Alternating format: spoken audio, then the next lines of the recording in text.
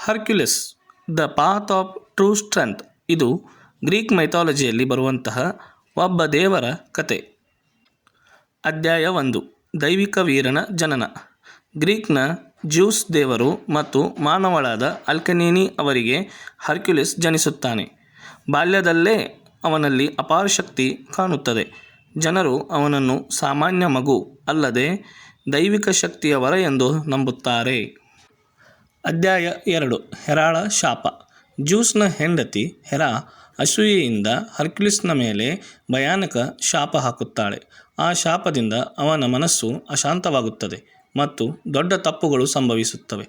ನಂತರ ಅವನು ತುಂಬ ಪಶ್ಚಾತ್ತಾಪ ಪಡುತ್ತಾನೆ. ಅಧ್ಯಾಯ 3. ಪ್ರಾಯಶ್ಚಿತ್ತದ ಪ್ರತಿಜ್ಞೆ.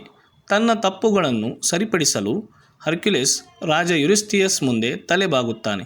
ತನ್ನ ಗೌರವ ಮರಳಿ ಪಡೆಯಲು ಅಸಾಧ್ಯ ಕಾರ್ಯಗಳನ್ನು ಮಾಡುವೆನೆಂದು ಪ್ರತಿಜ್ಞೆಯನ್ನು ಮಾಡುತ್ತಾನೆ. ಅಧ್ಯಾಯ 4. ನೆಮಿಯನ್ ಸಿಂಹದ ಸಂಹಾರ.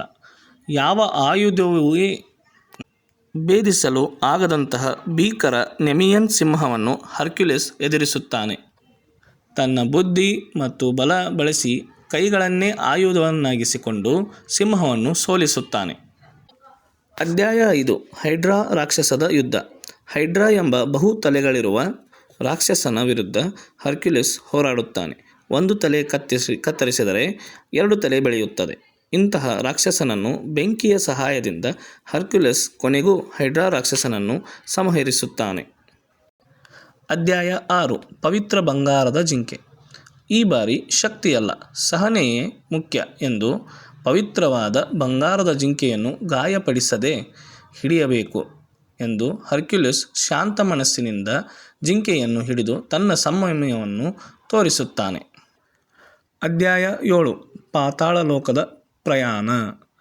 ಹರ್ಕ್ಯುಲಿಸ್ ಪಾತಾಳ ಲೋಕಕ್ಕೆ ಇಳಿಯುತ್ತಾನೆ. ಅಲ್ಲಿ 3 ತಲೆಗಳಿರುವ ಸೆರ್ಬರಸ್ ಎಂಬ ಭೀಕರ ರಕ್ಷಕನನ್ನು ಎದುರಿಸುತ್ತಾನೆ. ಮರಣಲೋಕದಲ್ಲೂ ತನ್ನ ಧೈರ್ಯವನ್ನು ತೋರಿಸುತ್ತಾನೆ. ಅಧ್ಯಾಯ 8. ಆಕಾಶದ ಭಾರ. ಅಟ್ಲಾಸ್ಗೆ ಸಹಾಯ ಮಾಡುವ ವೇಳೆ ಹರ್ಕ್ಯುಲಿಸ್ ಸ್ವಲ್ಪ ಸಮಯ ಆಕಾಶವನ್ನೇ ತನ್ನ ಭುಜಗಳ ಮೇಲೆ ಹೊರುತ್ತಾನೆ. ಭೂಮಿ ಕಂಪಿಸುತ್ತದೆ, ಆದರೆ ಅವನು ಅಚಲವಾಗಿ ನಿಂತಿರುತ್ತಾನೆ. ಈ ರೀತಿಯಾಗಿಯೂ ತನ್ನ ಶಕ್ತಿಯನ್ನು ತೋರಿಸುತ್ತಾನೆ. ಅಧ್ಯಾಯ 9. ಕಾರ್ಯಗಳ ಪೂರ್ಣತೆ. ಎಲ್ಲ ಕಾರ್ಯಗಳನ್ನು ಯಶಸ್ವಿಯಾಗಿ ಪೂರ್ಣಗೊಳಿಸಿದ ಹರ್ಕ್ಯುಲಿಸ್ ಈಗ ಶಾಪಿತ ಯೋಧನಲ್ಲ, ಬದಲಾಗಿ ಜ್ಞಾನಿ, ವೀರ ಮತ್ತು ದೇವರುಗಳು ಹಾಗೂ ಮಾನವರು ಅವನಿಗೆ ಗೌರವವನ್ನು ಸಲ್ಲಿಸುತ್ತಾರೆ. ಅಧ್ಯಾಯ 10. ಒಲಿಂಪಸ್ಗೆ ಏರಿಕೆ.